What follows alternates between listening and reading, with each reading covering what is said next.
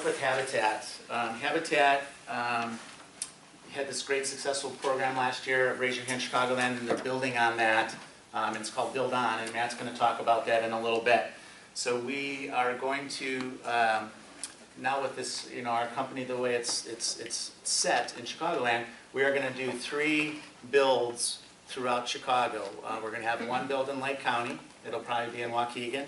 We'll have 1 build in Chicago, which will probably be Pullman. Maybe Matt will speak to that. And then we'll have another build in DuPage County. Okay? And we'll be perfectly positioned with offices in each of those communities. On June 5th, they're going to kick off this big summer build program, and it's going to be a CEO build. And so we will, I will likely be at one. Maybe Nancy will figure that out. But we're going to have on June 5th. It's a big kickoff of this program. We'll be there building that day with other CEOs in that local community. And that'll be the kickoff. There'll be a lot of media around it locally in those local counties, and then also Chicago with Habitat Chicagoland. So that's June 5th, and then what we're going to do then is we will have 3 other builds throughout the summer back at those houses where we can bring 10 to 12 people to build. And I think what we're going to probably do is we'll probably make those first builds ambassador builds. Because I think if we, I would love to have you get out on the site and see what it's about. It's really touching. I mean, we did it a few years ago. It's hard work. I will tell you, it's hard work. It was about 25 degrees out. We were freezing cold. I was on a scaffolding 3.5 stories above, putting fascia on a house, and it was tiring, but it was, rewarding. And as I told you, I went to the key ceremony last year, and I talked about being touched by the Sunshine Kids. There's no other way to be touched than to see a family, a mom with 2 kids whose dream was to have a home. And to see her get keys to a home is just inspiring, So we're going to do great work with Habitat, and so that's going to kick that off June 5th. June 8th to 12th, right now, we've dedicated that to the Week of Kindness. We did that 2 years ago. We're going to do Week of Kindness. And what that's going to look like, we'll talk more about it, is if you can start thinking about it, we want you to line yourself up locally with an organization where you can give back. It should be more volunteer-based. Get out in the community and volunteer. We can help you with that if you need. Locally, Habitat has restores. You can volunteer there. We've done stuff with Feed My Starving Children or the Chicago Food Depository. Maybe we'll even create some opportunities with Sunshine Kids through the through Children's Hospital, or they also do work with Ronald McDonald House. So we'll work on some more opportunities possibly for you. But if you want to start thinking about opportunities to volunteer that week, and as I wrote down here was I was thinking about it, kindness. That week of kindness. Kindness is just not for a week. It's every day. So if you can't make it that week to do something, and you do something the week, that's okay. Don't sweat. There's bigger problems in the world. So, but if you can do something that week, I think it'll be great. We'll get a lot of media around it, and we'll talk a lot about it. And I think your agents will be excited about it. So that's the week of June 8th, and then we've already booked a date with Arlington Park Racetrack. So we got the day of the races is August 6th, and we've got actually the first tent. We had 3 tents, I think, right? Yeah, we have 3 tents. So we had 200 people last year. We had 100 people the first year. Last year we had 200 people, and we think we'll probably get at least 300 people this year. Maybe we'll even sell it out. So the day after races is June 6th. And then we are working with the Sunshine Kids right now on likely a day at either Wrigley Field or US Cellular, where we will probably we'll buy tickets to invite children and their families who are in cancer treatment currently. We'll bring them out to the field that day. We'll have some, hopefully, on-field activities with the Cubs or the White Sox. And then we'll also buy blocks of tickets for our agents and to bring clients and family members. It'll kind of be a KoenigRubloff Cares Sunshine Kids Day at Wrigley Field or US Cellular. So we're still working on that. Sunshine Kids has a great connection with the Houston Astros. Obviously, they're in Houston. And Craig Biggio, who's their spokesperson, big spokesperson there besides GW. If you know sports, he's going to be in the Hall of Fame. He's in the Hall. He's in the Hall of Fame. He's going in this year. Yeah. He was just voted in. He was just voted in, and so he'll be inducted very shortly. And so they're real proud of him, and he does great work with Sunshine Kids. and I saw great pictures and stuff, so again, real excited. So that's our roadmap for 2015. Does that sound good? Yeah.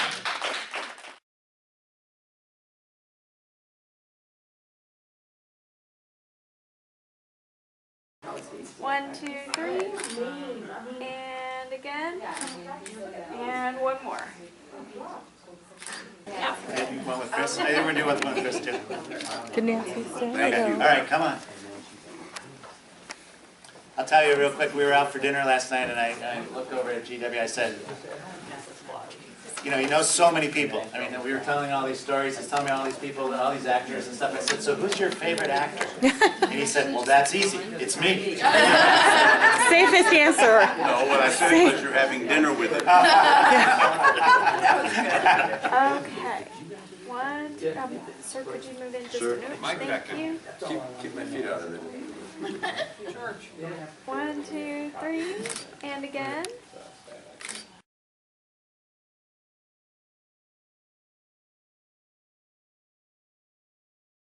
According to the CDC in Atlanta, from 6 o'clock this morning, 6 a.m. this morning, until 6 a.m. tomorrow morning, there will be 47 children diagnosed with cancer in the United States. That's 365 days a year, 24 hours a day. You can do the math. That's a fact. It may vary down to 40 some days. It may go up to 58 some days. But that's the number. Now, what did our founder 33 years ago decide to do about that? Well, she was working with a little boy. She was a volunteer at MD Anderson in Houston, Texas. And she was talking to this little boy late at night. His name was Sebastian. He was about 5 years old. And just to make conversation, she was talking to him, and she said, Sebastian, if you could do anything you wanted to do, be any place, see anything, what would you do? You know, that sort of game. And he said, being a little boy from Houston, Texas, this will seem a very odd thing to you. But being from this little boy in Houston, Texas, was very natural. He said, I would love to see the snow. Had never seen snow. Well, she started thinking about that, and she came up with the idea, what if we could get Sebastian or other kids, and other kids like Sebastian, to the snow? She came up with the idea of taking them to Colorado. Well, this had never been done. She violated the one rule that all volunteers must not violate. She went when the hospital said, absolutely not, we cannot sign any papers to allow these kids outside of this building. We're only responsible for them here. Well, she broke the number one rule. What did she do? She went to the parents. Needless to say, she was fired as a volunteer. I am proud to say several years later, our organization was hired as consultants to MD Anderson as they set up their own ski camp in Park City, Utah. And they are tremendous innovators in the social side of this horrible disease. But she went to Colorado, met some people, and got a program started where kids could go and be in the snow. And they could learn to ski. And a phenomenal thing happened. It wasn't so much the snow and the skiing, the common challenge, which is always, you know, brings people together. It was watching kids together that had a common thread. They were all fighting for their lives. They were all fighting cancer. Vast majority of them are on chemo or some radiation or some variation thereof. And seeing them affect each other, because I'm also trying to let you know what it is that we do. When we bring kids together, we deal with groups of kids who have cancer. We don't have counseling. It's not that we don't believe in it. It's not who we are. It's not what we do. We're lay people. And we know how to throw parties. And we know how to make sure a kid is smiling and having a good time. And that's what we do.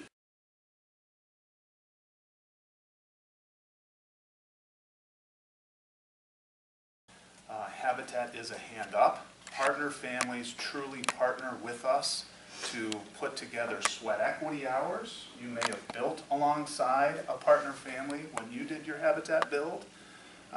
And they go to financial literacy courses. They get training ahead of time because most of the time this is the first home that a Habitat family has owned.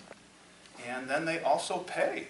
They have a mortgage that a lot of times it's 0% or low interest mortgage, but they pay for that home.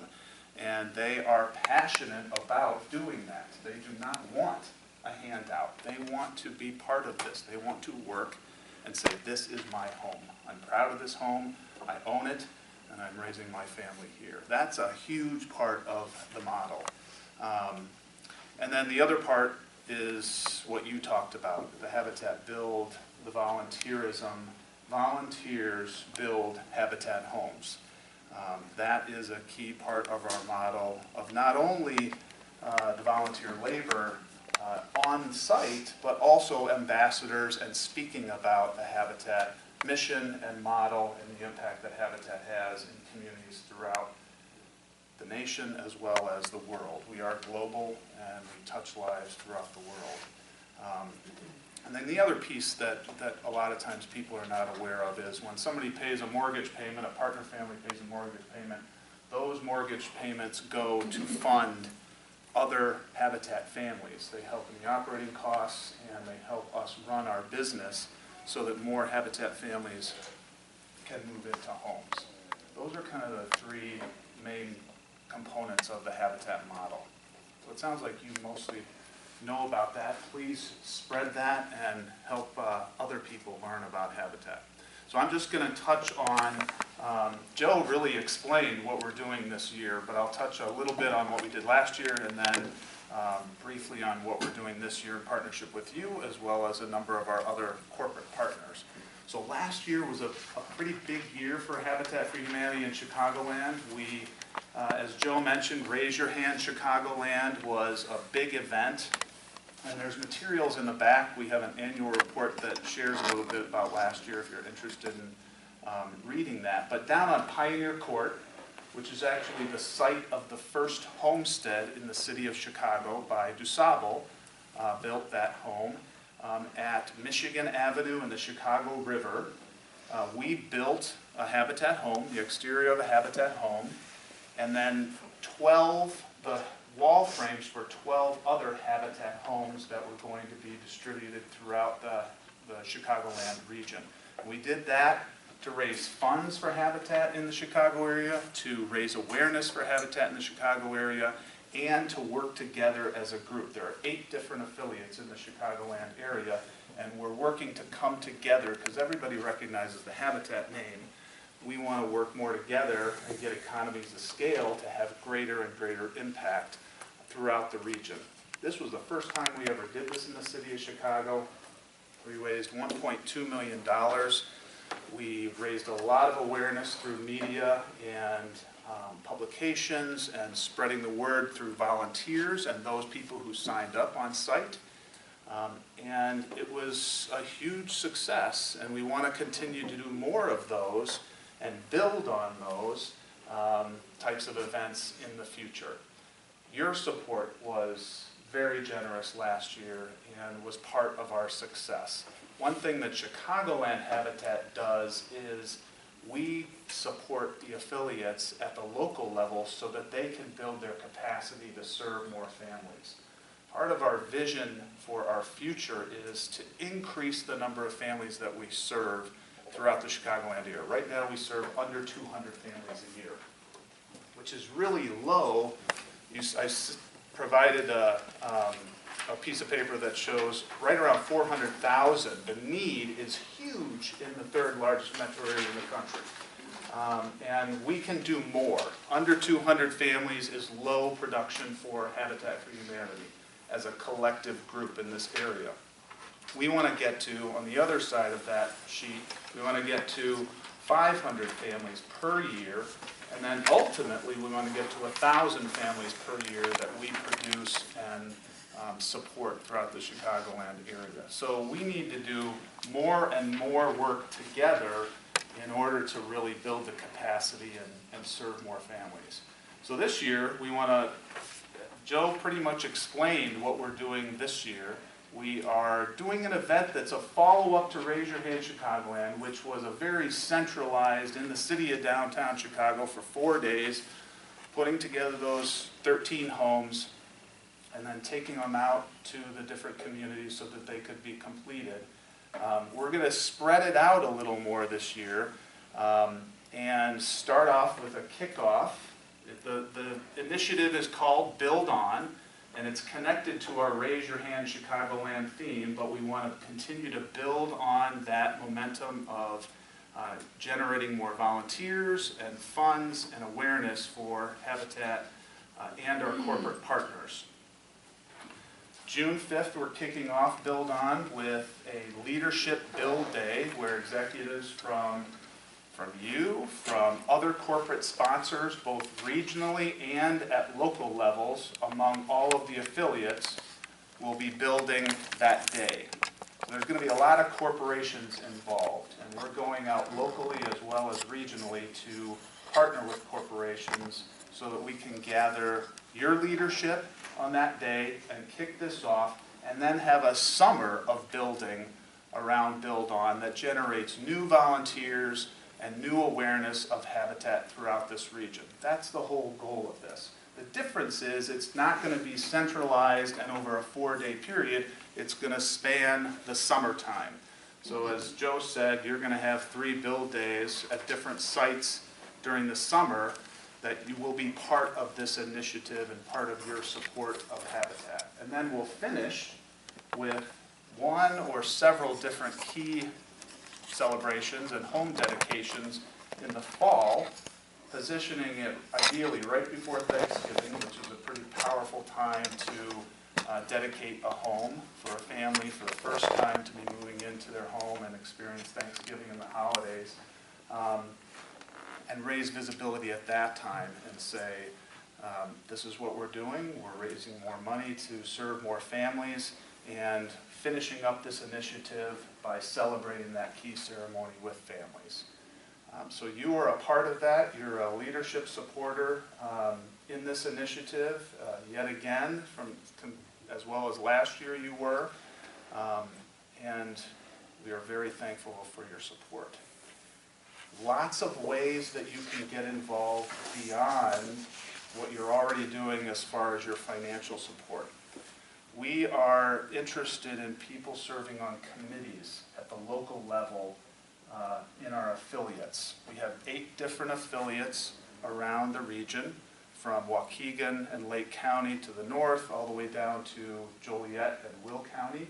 And each one of those affiliates has committees, boards, and other volunteer opportunities that we're looking for people who partner with us, who are spread throughout the region, can get involved in and really provide your expertise and your leadership at those levels as well. If anybody's interested in doing that, either get a hold of Joe and he can get a hold of me and we can connect you with a local area. We need more leadership and volunteerism at that level as we move forward. And then there are a lot of other opportunities. You can go on a global village build to another country where you build with Habitat.